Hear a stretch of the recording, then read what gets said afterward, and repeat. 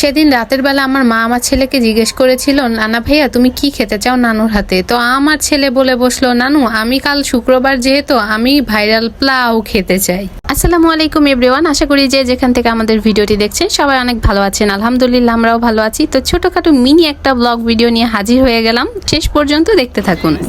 আজকে কি রান্না করলাম? পোলাও রান্না করলাম, গরুর গোশ, সালাদ, বেগুন ভাজা আর ডাল আর ভাজি সবজি করছি। সবজি এখানে আনিনি।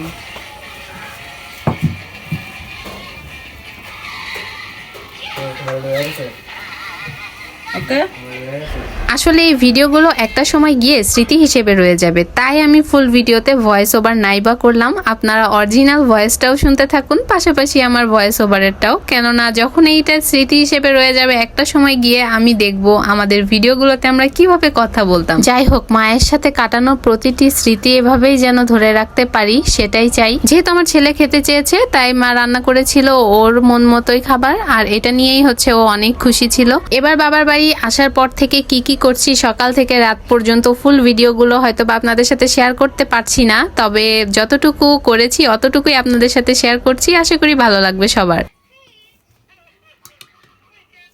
এটা আমাদের প্রিয় সালাদ। এগুলো আমরা শীত আসলে এই সালাদটা সবসময় পছন্দ করি। এই সালাদটাই আমরা বানাই।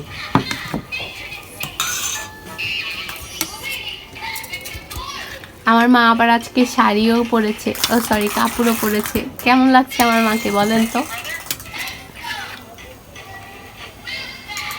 নারেমণি, আমাকে যশোরের ভাষায় কথা কতি হবি, তালি পরে মানুষ পছন্দ করবে না।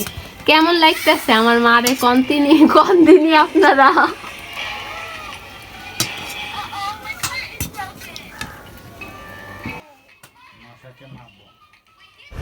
মায়ের তো খাবার দাবার বাড়াবাড়ির কাজ শেষ, এখন আমার ছেলেকে বসিয়ে দিয়েছে টেস্ট করার জন্য খাবারটা কেমন হয়েছে। বাকিটা ওর কাছ থেকেই আপনারা শুনে নিন কেমন হলো খাবারটা।